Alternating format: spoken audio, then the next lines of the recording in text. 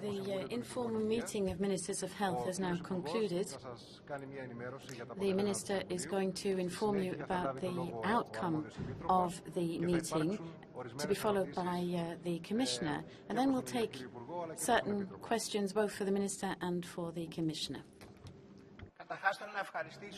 Well, I would like to start by thanking the Commissioner, all of my colleagues, the ministers, and the delegations for their participation in this two-day meeting.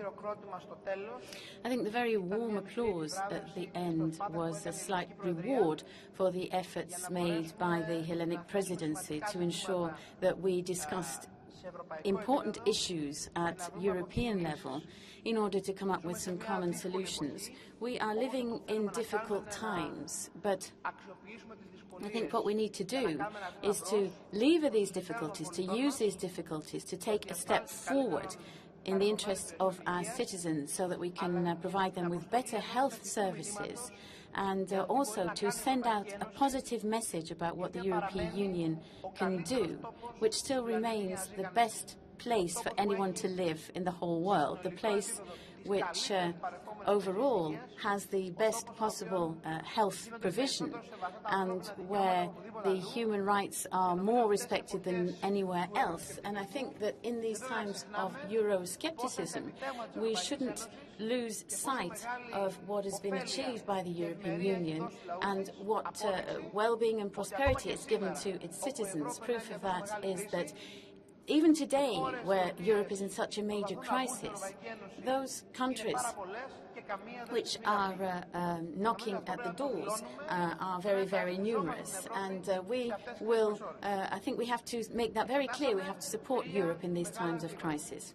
There were three major issues that we discussed. Over the working lunch that we had yesterday, we discussed the question of e-health and m-health, mobile health, using mobile devices, in other words.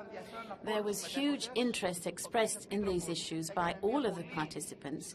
The Commissioner made a very specific presentation on this on behalf of the Commission, and we believe that by using modern technology, we can save money within the national health systems, but at the same time provide better health care for our citizens, particularly those living in isolated regions.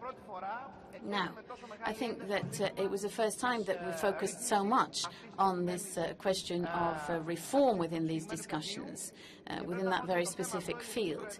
And the Hellenic presidency from the 12th to the 14th of May will be organizing a specific forum where we will have guests and delegations from around Europe on e-health in particular, because we feel that this is a crucial aspect for the future of healthcare within the European Union.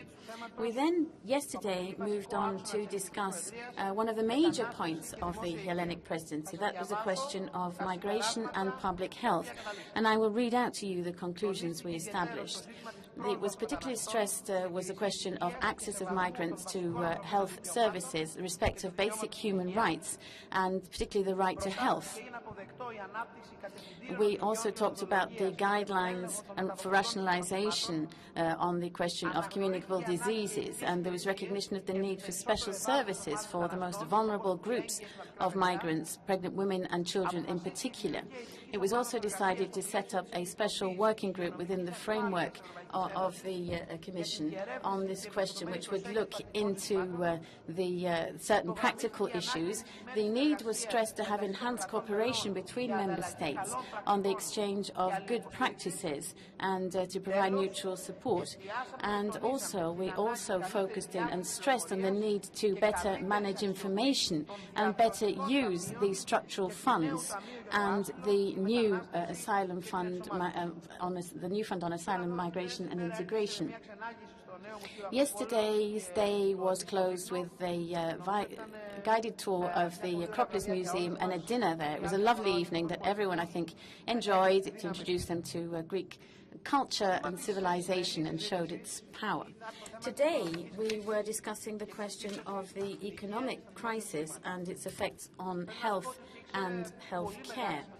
there was pretty much all of the delegations took the floor in the course of this debate, which was very positive, I think. We heard some very positive proposals and experiences expressed by the member states as how they've been addressing the crisis. And these are the conclusions. We had a broad-ranging agreement that we need to ensure universal access to healthcare and that this sector needs to be further improved. The economic environment has created a new reality, and consequently we need to adapt our health systems to this new reality, and so that we can continue to provide a positive health care. Also, we need to enhance cooperation on exchange of information and ideas between member states in order to ensure the resilience of our health systems within a range of sectors, including pharmaceutical products, pharmaceutical spending and pricing, the basket of basic services, particularly for the most vulnerable groups, investment in prevention and thereby reduction in the cost of care, and making the most of our health systems. Finally, we discussed the question of health within the framework of the European semester and the role of the health ministers and how they can become better involved. Before I give the floor to the Commissioner, I would just like to stress that the Hellenic Presidency fully supports the Commission's initiative on signing an agreement by as many member states as want to on the provision of vaccinations, so that we can have economies of scale and cut back on spending in a very crucial sector of public health.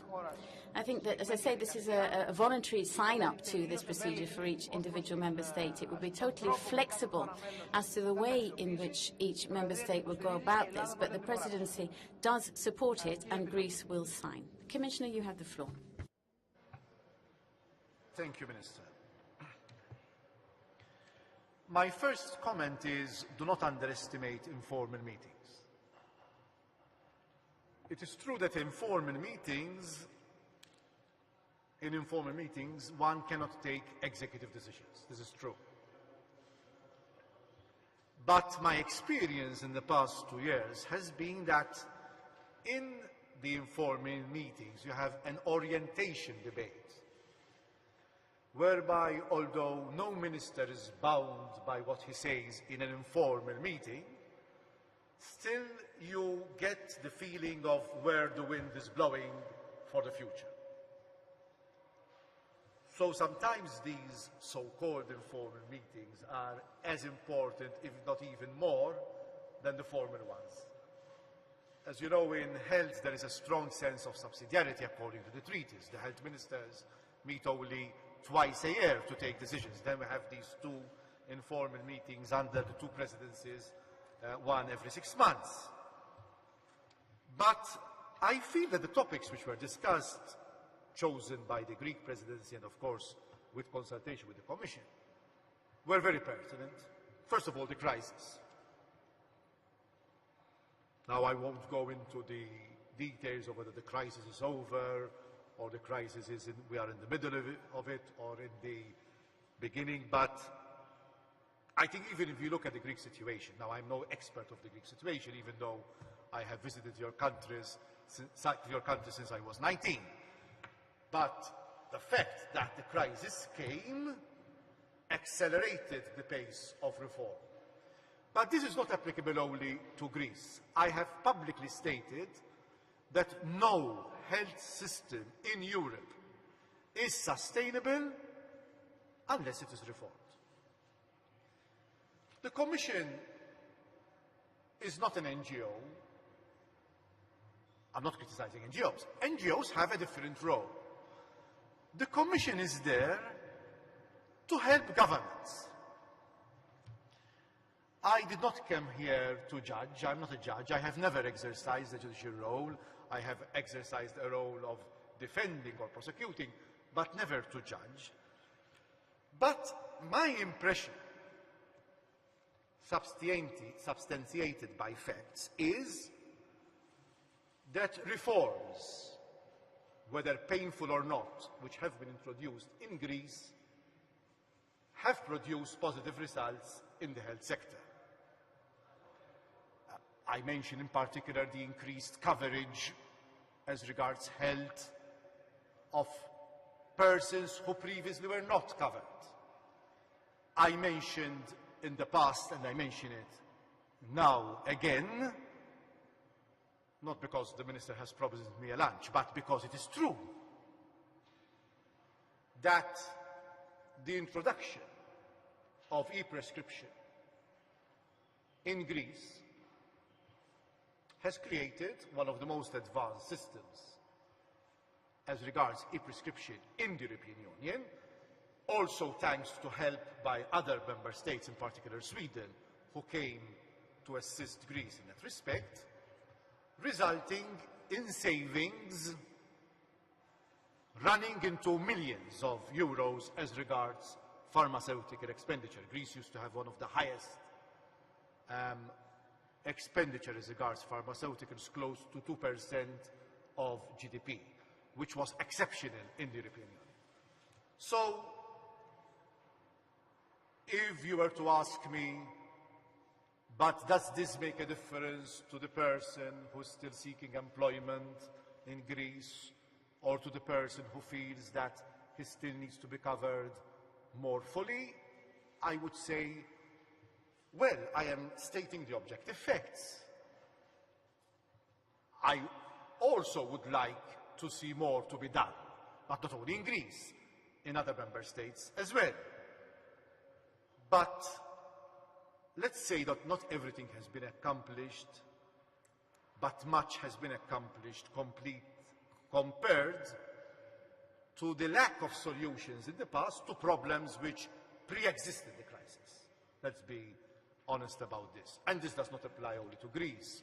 If some countries have a very high percentage of public debt compared to GDP, is this the fault of the European Union? And then, if corrective measures are introduced, I mean, are these the result of some arbitrary decision of the Commission, or because one needs to adjust, one needs to introduce corrective measures to avoid the collapse of the entire system? So these issues were discussed amongst all member states regarding the crisis. How can we use prevention to save money? Are we using prevention? And the answer is not enough. Only 3% of the national budgets of the European countries in the European Union goes to prevention. 97% goes to cure. Are we using e-health enough? E-health has become the buzzword. What is important is that it does not remain only a buzzword. We have set up as a Commission an e-health forum, which will be meeting also in Athens in 2 weeks' time, and we have introduced certain guidelines, for instance, relating to what should be included in an electronic medical record, so that when a citizen in Greece goes to Italy, for instance, under the new cross-border health directive, it would be easy to transfer electronically his medical record, which would be similar to the one which Italy uses for its own patients. So even from this cross-border health view, it's important that we have these guidelines. And in 2 weeks' time, we shall meet again in Athens for an e-health conference. I shall be present. But also the e-health forum will be discussing guidelines as to the interoperability of our e-health systems, because there is this tendency sometimes to go in 28 different directions in health rather than trying to consolidate. So there will be the discussion of a project which will be financed by European funds on the interoperability of our e-health systems. And it was a natural subject to include in the agenda the question of migration. I happen to come from a Mediterranean country. I was Minister of Immigration for my sins for 10 years, and so I was present at creation when the problem started. Not that it never existed before, it was always there, but since 2002 there was an increase in the statistics, in figures of arrivals in Greece, in Malta, in Italy, in Spain, etc. And we are having, during the current year, 2 presidencies which are also Mediterranean. The Greek presidency and also on the 1st of July, the Italian presidency. And I'm very happy that migration and Mediterranean issues will be discussed.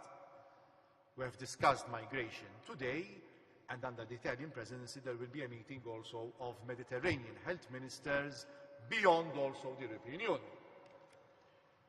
And the question of migration is that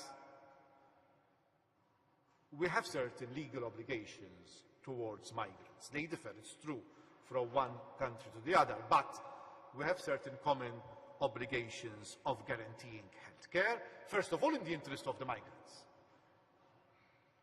Let us not treat migrants as a disease, but let us treat the diseases of migrants. So this fear that with an influx of migrants, all the horrible diseases we know of will enter the European Union is not correct. Most of them are healthy. But at the same time, we have an obligation also to protect the health of our own citizens through proper screening. And the question is, are we applying the same screening of diseases in the different points of entry?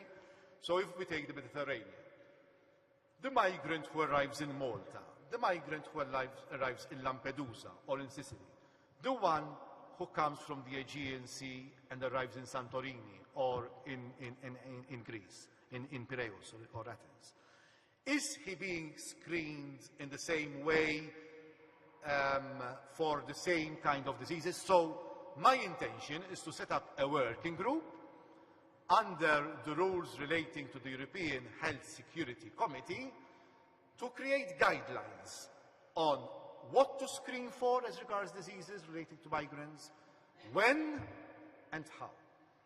This will be a voluntary exercise.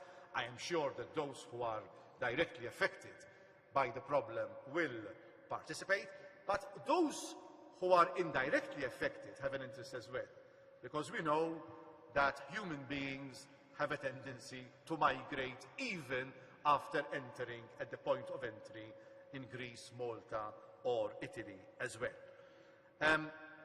It's also important to note that the Commission has created a new fund on asylum, migration and integration of migrants, running into 3 billion euros, which can be used even for projects relating to migration. And finally, thank you very much, Minister, for mentioning the joint procurement of vaccines. This is an example of how action at European level can make a difference. We have had pandemics in the past, we shall have pandemics in the future. When they arrive, I hope they arrive as distant from today as possible, but when they arrive, whether they arrive tomorrow or next year or in 2 years' time, it's important that we are prepared, not in 28 different ways, which is why I am very glad that the cross-border health threat directive, has been approved, coordinating much more than before the efforts against cross-border health threats.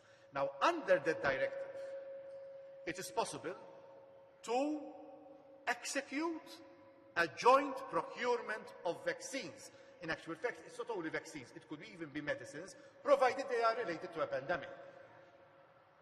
Now, the advantage of this system is that it guarantees supply, particularly to the medium-sized and the small or micro states. You can imagine to which state I am referring when I mention micro state. It guarantees supply because when the crisis comes relating to a health threat, sometimes it is difficult to obtain the vaccines.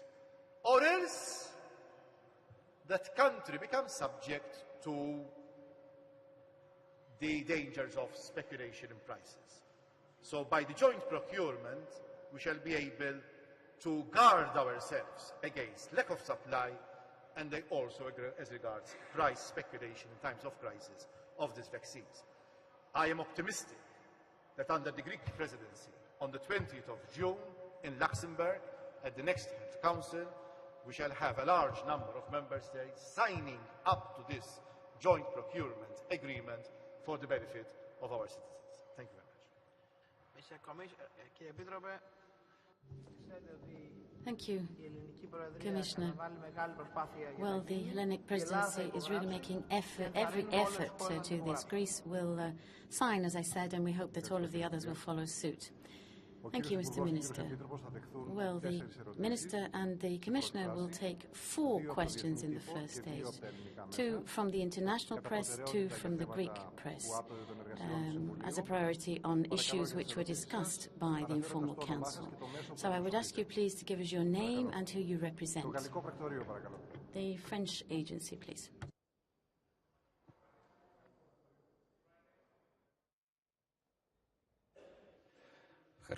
I'm going to ask the question in English for Commissioner Borg. It's about migration.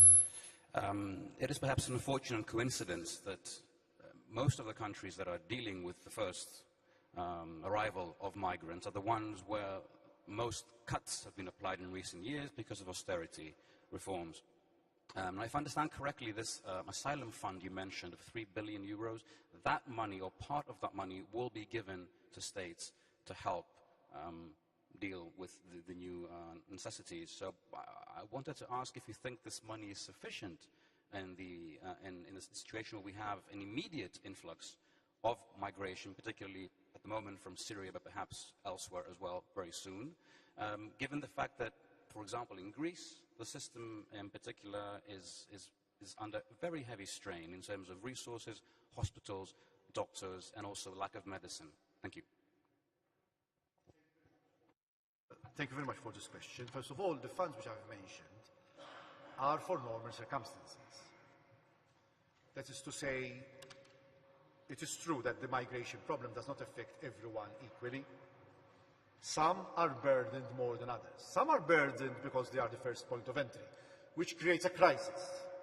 And others are burdened because eventually people move, and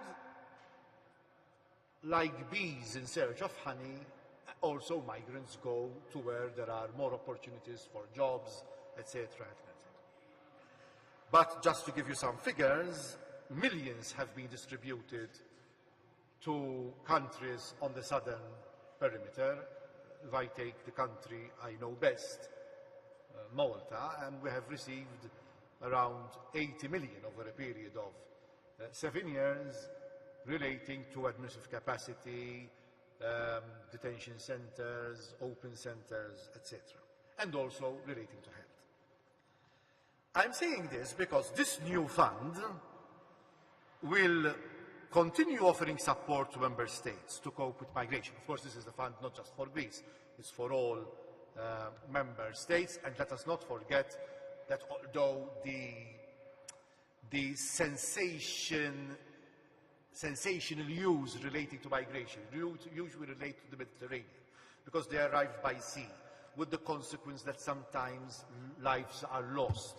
And when you arrive by sea, they arrive in greater numbers and create more of an emergency. But there are other points of entry in the European Union, and not only the south.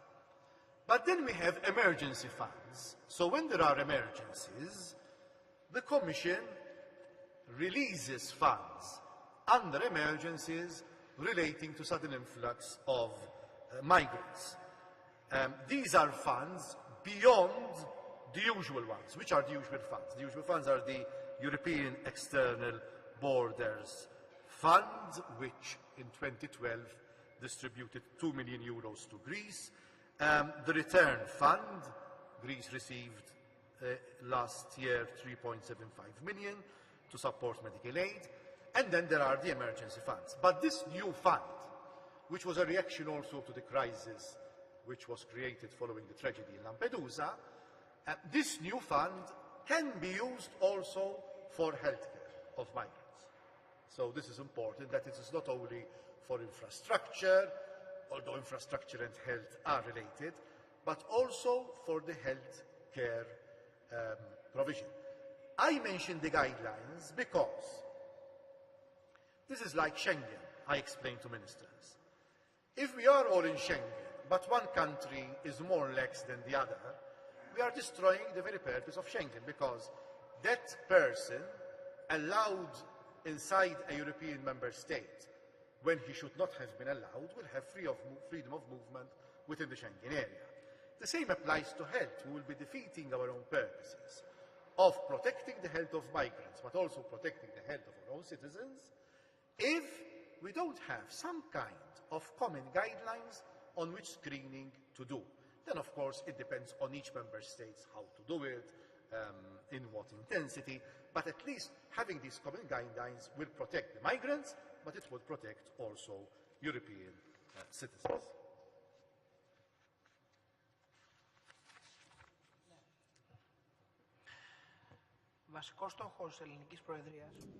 Well, as Hellenic presidency, the reason that we raised this as one of the fundamentals was that we could ensure even greater agreement on the fact that migration cannot be the burden for one country alone. It's a common European issue. It's in our common European interests within the framework of our civilization and our economies as well. Πρέπει να πω εδώ ότι η ελληνική προεδρία και αυτό συζητήσαμε με όλους τους συναδέλφους. This is something we discussed with our colleagues in the informal council meeting, and the presidency has raised this point. Η ελληνική προεδρία As I was saying, this is why we raised the point as a presidency, because I think we've made it clear that obviously the funding to come from the European Union has to go to those countries which are facing problems, difficulties with handling the migratory flows, and also for the national health systems, to the extent that the cost is increased for them.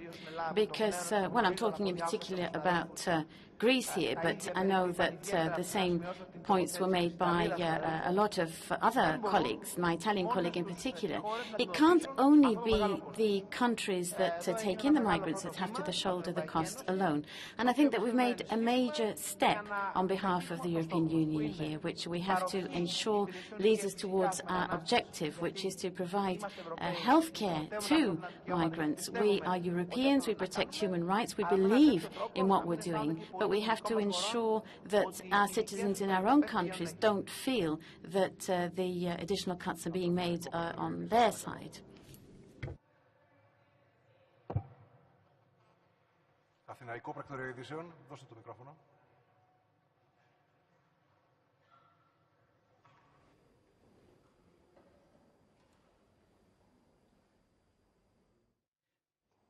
My question is for Mr. Borg, also for a Greek health minister. Mr. Borg, we are estimate to have 2 million people which could not have any reach to a health system in Greece.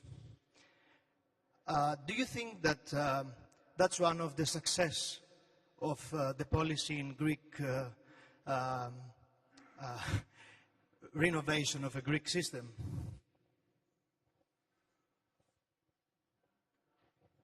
I presume this is a rhetorical question because the answer is in the question. But first of all, I would like to say something, and then of course I leave to the expert on this subject.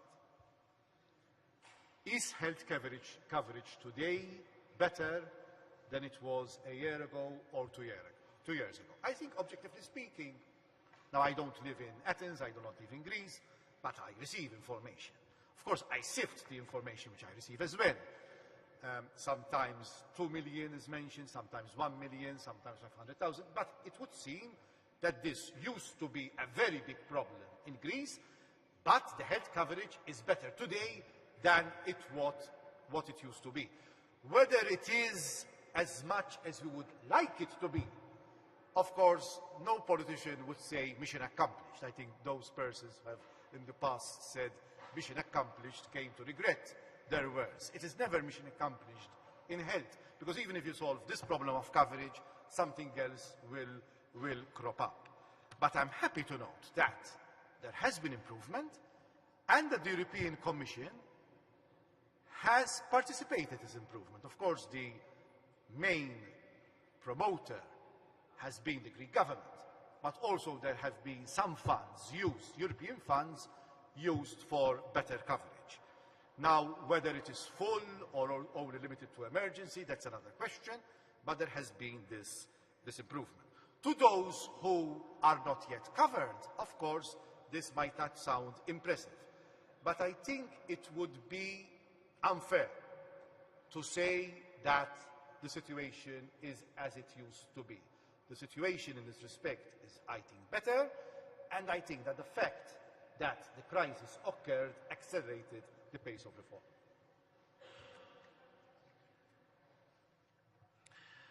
Το πρόβλημα το οποίο έθεσε ο κ. Κεφαλογιάννης. Well, the problem raised by Mr. Kefalogiannis is a problem which doesn't actually refer to all of the questions related to health. I think that the increase is related to an increase in unemployment. In the past, we had a system which linked health insurance with whether or not you had a job. You know, we've got 27.8% unemployment now, which has risen from 8%. So that means that an awful lot more people no longer have access to health care. Now, I think it's very true what the Commissioner said, and that is with the reform in primary health care. For the first time, we now see that all of our citizens, irrespective of insurance cover, have access to primary health care. And I would say that that is indeed a huge change. Now, obviously, we can't imagine that reforms in health are going to solve unemployment or the problem with our insurance funds as well. But the basic line of the Health Ministry, and I would like to thank the Commission as well, because this has been possible because of their assistance and because of the task force and the WHO. We have proceeded to reforms which really have meant that, well, in the past, uninsured people did not have access to primary health care. Now they do have that access. And as we've already announced, this is our agreement with the Commission as well, that by late June we will be implementing, not just submitting, implementing the way in which we can actually ensure that everyone have coverage for their pharmaceutical expenditure as well, even if they're not insured, in exactly the same way. This is something that the government is working on, and we are going to be implementing it. Obviously, the problems go on and problems increase despite our will in times of crisis.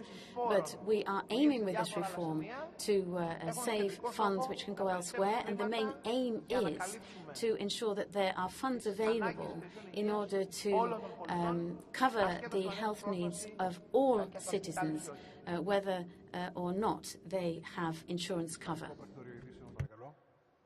The Spanish news agency. My question is for both the Commissioner and the Minister. You have been talking about the problems related to migration and especially infectious disease and the possibility of epidemic, contagious, and so on. But at the same time, there are countries as Spain and Greece that have been scrapping migrants and undocumented persons from the right to primary health care. Both in Greece and Spain, this has happened. So how can we solve this apparent contradictory issue? There will be a return to the right to health care, to the universal health care, as you have mentioned before, or there will be other options for undocumented migrants to access to the sanitary services. Thank you. Fortunately or unfortunately, we have no common law on this matter, except in two respects. By common law, I mean common EU law. As regards refugees, that is to say, migrants who, following their application for asylum, are accepted as refugees under the Geneva Convention, those under EU law have to be treated health-wise like EU nationals. So that is the first rule. As regards the others who are not yet recognized as refugees, but are in the process of having their asylum application discussed, there are certain rules as well.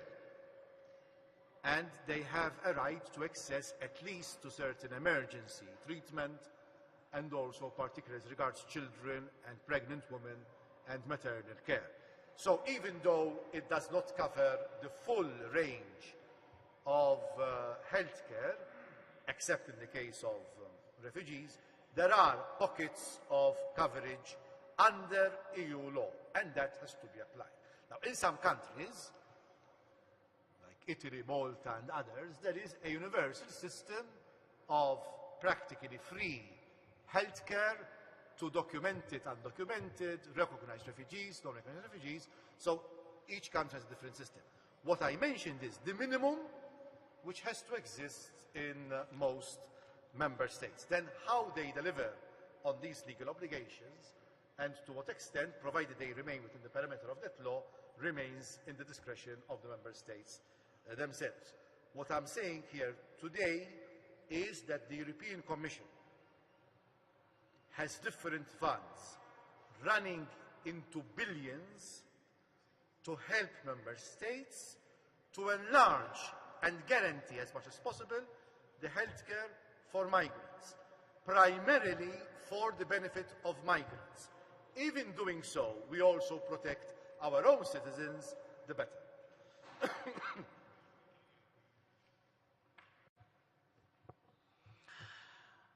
Στην Ελλάδα σημαίνει το εξής. Well, let me explain what happens in Greece. Migrants who come illegally into the country but actually claim asylum as refugees have the full rights of a Greek citizen. There's no distinction whatsoever. Those who come in illegally, who are not refugees, once their stay in the detention centres is completed, then they don't have access. But we don't want to give the picture that anyone who likes come into this country and do whatever they like. That's not possible, because if we were to send out that message, there'd be millions of people coming from across the face of Europe. But with the support of the European Union, in these holding centres for refugees, we have full pharmaceutical provision and screening possibilities for everyone there, so that they can keep a good level of health and also stay in human conditions. So the message that we give out is clear, however. People who have come illegally to Greece, who are not refugees, should go back to the countries they came from. The Kerdos has the next question. Commissioner Borg, we welcome you in Greece, first of all, and we thank you so much for what you are doing in supporting the Greek efforts. But I will continue in Greek language tongue, if you don't mind. I would like to ask the Minister. Minister, I just welcome the Commissioner. I believe today's meeting mainly focused on private health care services, which in practice means, and this is my question, Minister, does this mean that gradually our hospitals and the national health system become independent, autonomous undertakings on the basis of private economic criteria? Could you give us some more information on that? How will they work with the private insurance companies? Will the national health system work more intensively with private insurance companies? And what about this agreement concerning the joint procurement of vaccines? Thank you. No, our debate didn't focus primarily on the private side today. On the contrary, on the public sector, how we can ensure that services are provided to those European citizens who need them, and high-quality services at the same time. I think it would be very interesting for it to be made known to the Greek public. We've heard an awful lot of people talking about what's been happening and saying that they've had great successes in their countries. Let me give you an example. The head of the UK delegation talked about the question of genetics. 83% of the medicines consumed in the UK are genetics, generics, whereas we've got about 20% in Greece as well. Now, clearly, there are major sales, and there's been a drop in the price of those as well. So outside the council, we were asking about the question of these generics and how many documents were actually, were they concerned about the quality of the medicines? He said, well, no one would be concerned about that as a doctor in the UK, because they know that the products are of the same quality as well. And we've seen what's happening in Greece. People are trying to obstruct this type of reform, which we know does make for savings, and it's to the burden of those people who don't have access now. We were then also discussing on how we were going to go about reforms relating to assessments, how we can see cooperation between the private sector, the insurances as well. But we were talking about the fact of the tools that we have to use to ensure the sustainability, particularly of the public system over the next few years. We need a robust, solid and stable public health system in our European member states, so that it is accessible to all of our citizens. That applies throughout the EU and also for the government here in Greece. On this agreement now on the joint procurement of vaccines, I think the Commission is in a better position to answer that point, because this is a Commission initiative. Thank you, Agnes. First of all, this is a voluntary agreement. So no one is forced to sign this agreement. Secondly, even if you sign the agreement, you are not bound to participate in each and every joint procurement. So technically, a member state can sign the joint procurement agreement, but never participate in a joint procurement. I am sure that on the 20th of June, the vast majority of the member states will sign this agreement. I repeat, it is voluntary.